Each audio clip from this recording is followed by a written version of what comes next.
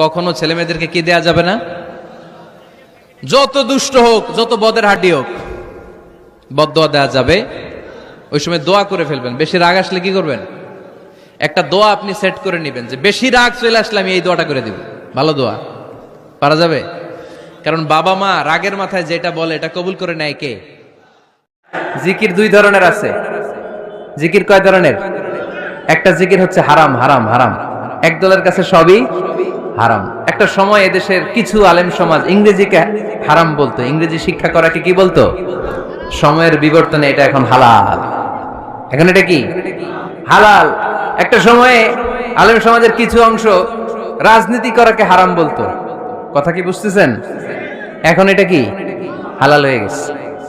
ইসলামী banking কে হারাম বলতে একটা সময়, যে না কোনো ফিনান্সিয়াল ট্রানজাকশন এই সিস্টেমে ব্যাংকিং এটা ইসলামে জায়েজ না, এটা হারাম হারাম। কারণ ওদের জিকির কি?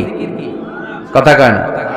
হারাম হারাম হচ্ছে এদের জিকির। একটা সময় ইসলামিক ব্যাংকিং হারাম ছিল, এখন এটা কি হয়ে গেছে?